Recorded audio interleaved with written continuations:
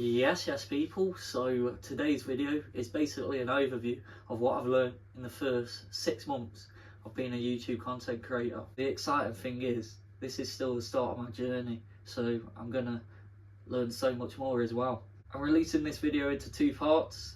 Part 1 will be released this Sunday, the 10th of November, and part 2 will be released the following Sunday. Let's get into point numero uno. Being consistent in improving is so substantial if you want to grow. If you look back at my first video in comparison to more of my recent videos, my first video, it literally has the wrong resolution for YouTube.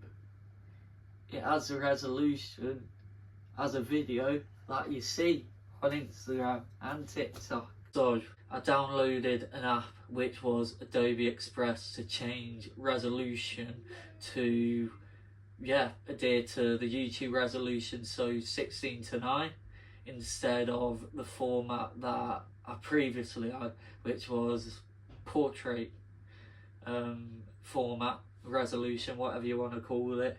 That would have adhered fine for TikTok and Instagram. Changed that, and it was substantially better. Onwards from the Bellagio day trip, Lake Como vlog, ever since then I've obviously had the better resolution, but it turns into a rabbit hole because me using Adobe Express, but at the minute I still do, and obviously back then I film my vlogs using my phone, and even though I plant my phone in a landscape, like trajectory, whatever you want to call it, like just position in a landscape way, like the video's gonna come out landscape, and it's all like discombobulated, like some come out completely fine. So I'd have to individually go on Adobe Express to change the resolution and then save that to my camera roll, which would take a while, and you can only do it one video at a time, and you can only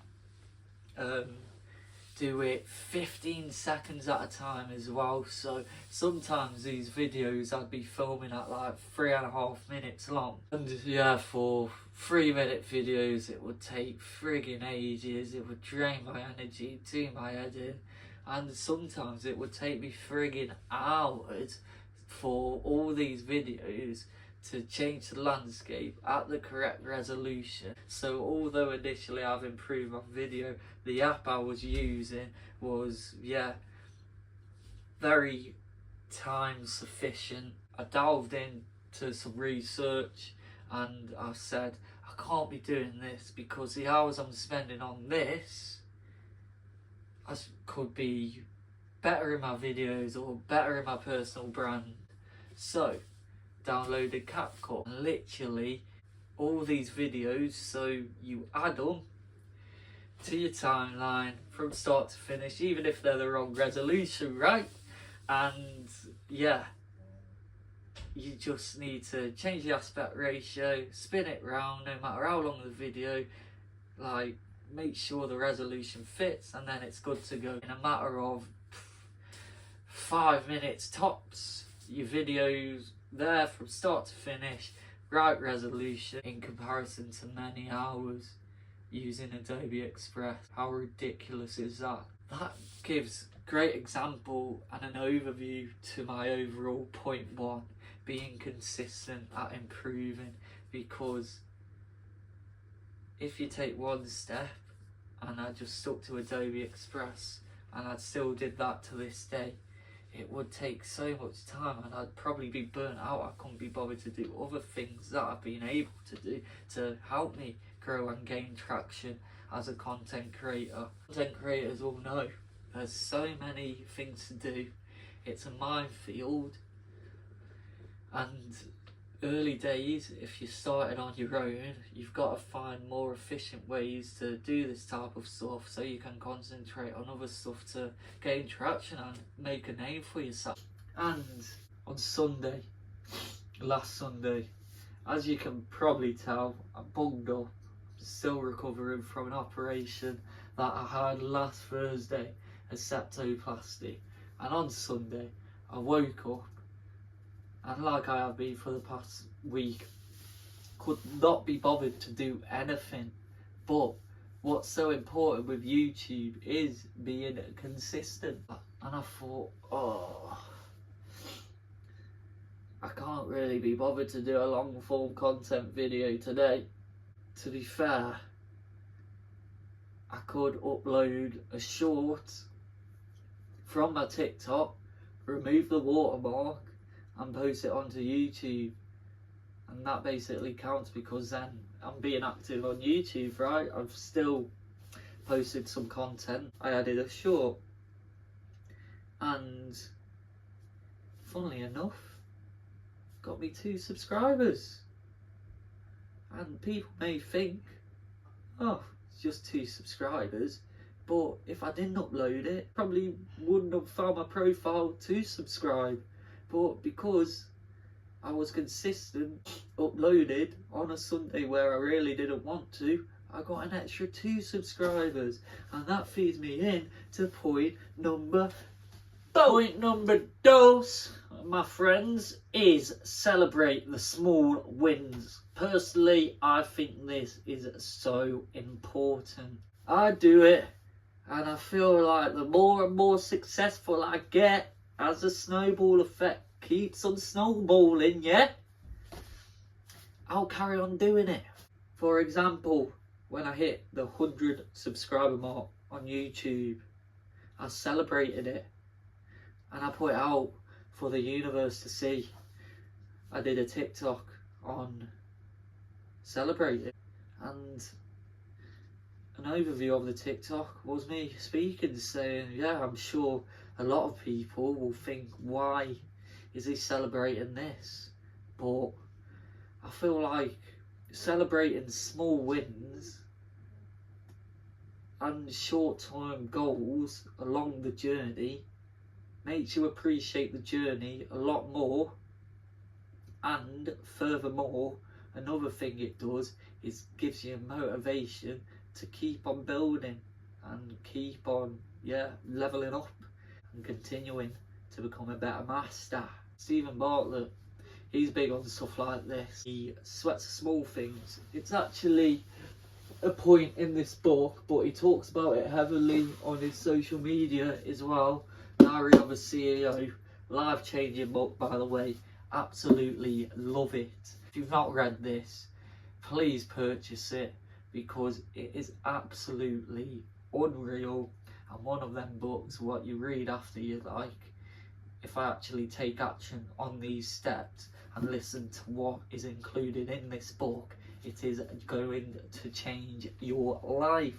He always says, sweat the small things, because a lot of people don't, and a lot of his business competitors don't.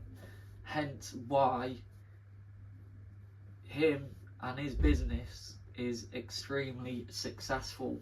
They find the small incremental steps on the journey very important, and even more important than the bigger picture and the dreamy, magnificent, long-term strategic goals that people dream to achieve, basically. And yeah, that pairs with me. I just enjoy celebrating the small incremental wins that will build up over time and help me achieve them magnificent goals. I'm going to continue to do it. You should celebrate your progress. Going on to point number 3, being authentic. So important just to be yourself, to portray yourself in front of this camera, because people will just relate to you more. They'll find your content a lot more value, and yeah, they'll want to be part of your journey a lot more. Honestly, it did take me a bit of time to be authentic in front of the camera, and a couple of my mates told me that you're not being yourself in front of camera, and that came flicking the switch. See the camera as another person, and I feel like this is what Matchag Brady does, who is a very successful content creator. You've either heard of him or you haven't, but if you haven't, which I'm pretty sure you would have, he's a travel content creator. And when you watch his video, he gives a vibe that he's, speaking to you, the audience, and just having a human interaction and a human conversation with the camera. Pair that with my mate's advice, I feel like, I've just become myself in front of the camera now. See it as just having a conversation with another human being, and the right audience will gravitate to you, and the algorithm will push you out to people that want to hear your message and have similar traits and life interests to you. Being authentic, another point. So recently I changed my brand name to my regular name. It used to be Travel Roman with Shifo, now it's Morgan Shifo. This is because although I love my travel, I don't travel all the time. I'm not in a position in my life at the minute to travel all the time. But I'm big in my self-development, I'm big in my fitness, and I'm big in improving my life day in, day out. Like, that brings, what is it? I don't know the figure of speech, but it fuels you up.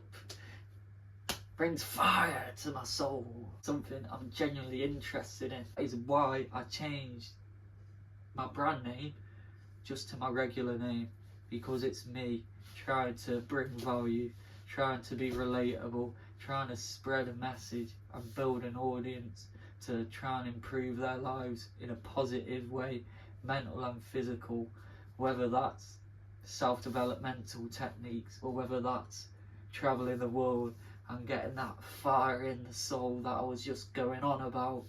But it all roots down to that being me and being authentic. And what better way to spread my authenticity than just my personal brand to be me, and my brand name just to be my regular name, basically. 3 points this time round. I'm going to stop on that one then. And then part 2 will have 1, 2, 3, basically the same amount of points, 3, maybe 4. Leave a comment in the comment section if you think I could improve on anything in the video, or just an overview of your thoughts of what you thought of this video. So I'm going to wrap it up here, people. Morgan Shifo, peace and love, out here, until next time.